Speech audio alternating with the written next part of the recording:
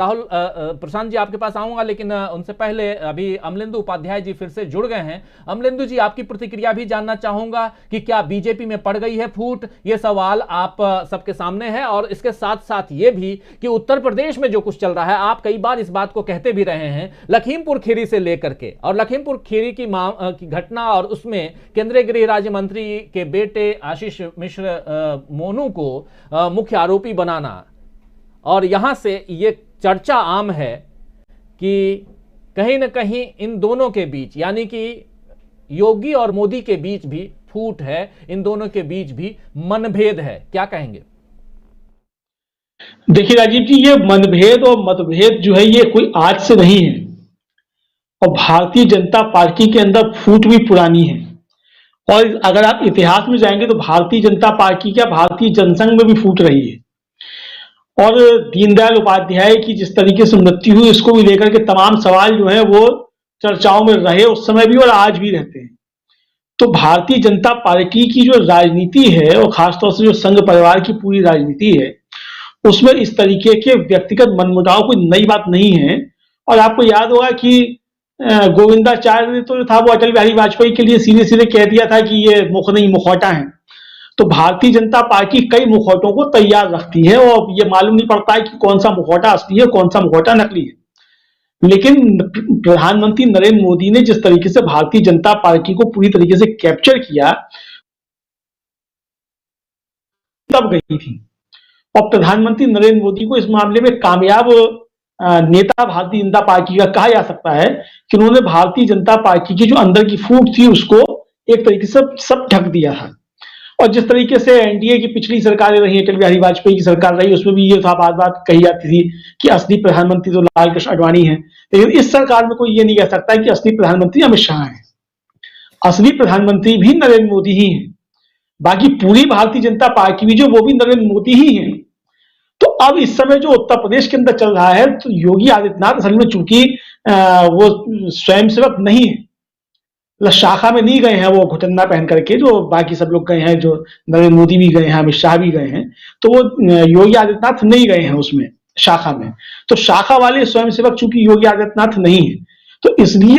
योगी और मोदी के बीच का जो संघर्ष है, इसको भी शाखा वर्सेस नॉन शाखा जो है, ये भी एक तरीके से समझा जा सकता है। तो उत्तर प्रदेश के अंदर जो इस समय चल रहा है, वो सब बहुत दिलचस्प है। और निश्चित तौर पे जो अजय मिश्र टेनी है, वो वहां प्रतिनिधित्व कर रहे हैं अमित शाह जी का, यानी जो केंद्रीय गृह मंत्री है उनका, प्रधानमंत्री नरेंद्र मोदी का। और जिस तरीके से अभी हाल ही में वहां प्रमुख सचिव बदले गए, उसको लेकर के तमाम जो बातें सियासी गलियारों में चल रही थी, और मीडिया में जो कयास लगाए जा रहे थे कि योगी आदित्यनाथ से पूछे बिना जो है वहां चीफ सेक्रेटरी आनंद धानन में बदल दिया गया, उसकी पुष्टि जो है वो योगी आदित्यनाथ के गुरु समझे जाने वाले और विश्व हिंदू परिषद के संस्थापकों में से एक स्वामी चिन्मयानंद की जो फेसबुक पोस्ट है, वो भी उसमें मोहर लगाती है कि भारतीय जनता पार्टी के अंदर अंदर सब कुछ ठीक नहीं चल रहा है। तो जिस तरीके से योगी आदित्यनाथ की सरकार को लेकर के कोरोना की दूसरी लहर जो थी, उसमें भारतीय जनता पार्टी के तमाम नेताओं ने चिट्ठियां लिख लिख करके सवाल उठाए, तो एक तरफ तो जो था वो ढकने की कोशिश की जा रही थी कि उत्तर प्रदेश में सब ठीक ठाक है, एकदम सब चंगा सी, प्रधानमंत्री भी कह रहे थे सब चंगा सी, मुख्यमंत्री भी कह रहे थे सब चंगा सी, और उसी के बीच भारतीय जनता पार्टी के नेतागण ही जो थे वो बार बार जो थे वो चिट्ठियां लिख करके उत्तर प्रदेश के अंदर जो चल रहा था उसको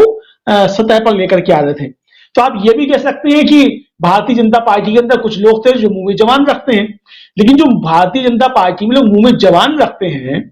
वो असल में जवान जो है वो तब तक हिलती नहीं है जब तक कि ऊपर से कहीं से कोई जो है उसको आप प्रेशर ना हो।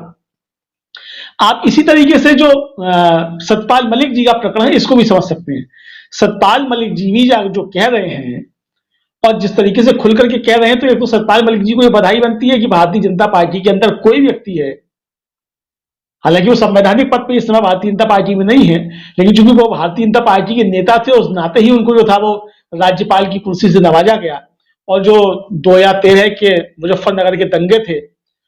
उनका एक प्रतिफल एक तरीके से कहा जा सकता है कि वहां जो पिछड़ी जातियां थी, खासतौर से जाटों को एक उसमें पैठ बनाने के लिए उनको गवर्नर बना करके भेजा गया।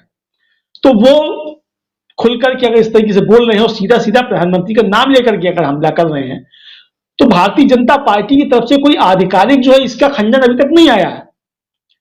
और जो खंडन मंडन जो कहा भी जा रहा है कि सतपाल मलिक का है, तो जैसे प्रशांत जी भी कह रहे थे कि सतपाल मलिक ने भी अभी तक ये खंडन नहीं किया कि उन्होंने जो बात कही वो गलत है। तो उन्होंने इस तरह की बात भी नहीं कही है कि उन्होंने गलत कहा, यानी वो अपनी बात पे अभी तक कायम है। तो ये जो कुछ आप को दिख रहा है, तो निश्चित तौर पे भारतीय जनता पार्टी की जो अंदरूनी राजनीति है, इसको आप कह सकते हो। ये भी हो सकता है कि भारतीय जनता पार्टी के अंदर एक वर्ग जो है वो प्रधानमंत्री नरेंद्र मोदी के खिलाफ शायद आवाज उठाने लग गया है, और वहां जो है कुछ चीजें होने लगी हैं। चूंकि जिस तरीके से प्रधानमंत्री नरेंद्र मोदी ने योगी आदित्यनाथ को साइडलाइन किया है, एक तरीके से चर्चाएं हैं, तो ये समझा जा रहा है कि योगी आदित्यनाथ के ऊपर हाथ जो था वो आरएसएस का था, और आरएसएस के हाथ को भी जो है प्रधानमंत्री नरेंद्र मोदी ने झटक के और योगी आदित्यनाथ के ऊपर अपना हाथ रख दिया है। तो ये प्रधानमंत्री का हाथ जो है वो कितना उनके ऊपर हाथ है और कितना वो दबाव है, ये तो आने वाला समय राजीव जी तय करेगा कि वो प्रधानमंत्री नरेंद्र मोदी का जो है योगी आदित्यनाथ की पीठ पर रखा हुआ हाथ आशीर्वाद का है कि दबाव का हाथ है। लेकिन जो चर्चाएं चल रही हैं और जिस तरीके से सब सत्ता के गलियारों में बातें चल रही हैं, और मीडिया में भी जो खबरें जिस तरीके से आ रही हैं, और भारतीय जनता पार्टी के अंदर से भी जो सब चीजें निकल करके आ रही हैं, वो निश्चित तौर पर बता रही है कि भारतीय जनता पार्टी के अंदर सब कुछ ठीक ठाक नहीं है। प्रधानमंत्री नरेंद्र मोदी निश्चित तौर पर भारतीय जनता पार्टी के सबसे बड़े नेता आज के समय में हैं, और उनको अभी तक कोई चैलेंज नहीं मिल रहा है। लेकिन उत्तर प्रदेश के चुनाव के बाद मुझे लगता है कि ये परिस्थितियां जो हैं शायद नहीं रहेंगी, और अगर सतपाल मलिक की बात गलत है, भारतीय जनता पार्टी समझती है कि सतपाल मलिक की बात गलत है, तो उसका खंडन करना चाहिए। और संवैधानिक पद पर बैठा हुआ व्यक्ति जो है, अगर वो प्रधानमंत्री के लिए इस तरीके की टिप्पणी कर रहा है, तो निश्चित तौर पर फिर जो है ये या तो प्रधानमंत्री जो है उनके ऊपर कोई कार्रवाई हो, वरना फिर राज्यपाल जो है उनके ऊपर कोई कार्रवाई हो। लेकिन ये संवैधानिक मसला तो निश्चित तौर पे है, क्योंकि संवैधानिक पद पर बैठे हुए व्यक्ति ने, आप उनको सतपाल मलिक व्यक्ति के रूप में ना समझे, क्योंकि राज्यपाल पद की एक गरिमा है, और वो जो कुछ कह रहे हैं वो मेघालय के राज्यपाल की हैसियत से ही कह रहे हैं। मतलब ऐसा नहीं हो सकता कि वो संवैधानिक पद पर भी बैठे रहे और अपनी अलग से बयानबाजी भी करते रहे। तो जो भी उनका वक्तव्य, जो भी बयान, जो जिस तरीके का भी है, उसको मुझे लगता है कि मेघालय के राज्यपाल का वक्तव्य ही समझा जाए, और निश्चित तौर पे एक संवैधानिक संकट भी है, और भारतीय जनता पार्टी की जो अंदरूनी राजनीति है उसके ऊपर जो है सवालिया निशान भी है राजीव जी, सवालिया निशान, और वो भी भारतीय जनता पार्टी के अंदरूनी जो उनकी राजनीति है उस पर क्या बीजेपी में फूट पड़ चुकी है? क्या बीजेपी के अंदर कई बीजेपी हैं? क्या बीजेपी के कई नेता जो हैं वो प्रधानमंत्री नरेंद्र मोदी से नाराज हैं, और यहाँ तक कि अमित शाह भी नाराज हैं, क्योंकि जो बयान सामने आया है सत्यपाल मलिक का, गवर्नर मेघालय के, उनका जो बयान है वो तो यही बताता है। और खासकर किसानों की बात छोड़ दें, लेकिन अमित शाह का जो बयान है प्रधानमंत्री नरेंद्र मोदी को लेकर कि ये महत्वपूर्ण बयान है, लेकिन उससे पहले लखीमपुर खीरी की घटना घटती है 3 अक्टूबर को, और उस घटना के बाद भी बहुत सारी बातें प्रधानमंत्री नरेंद्र मोदी और योगी आदित्यनाथ, इन दोनों को लेकर के भी होती हैं। उसके बाद बहुत कुछ बताने दिखाने की कोशिश भी होती है। योगी आदित्यनाथ के कंधे पर हाथ रखकर फोटो भी वायरल करवाया जाता है। तो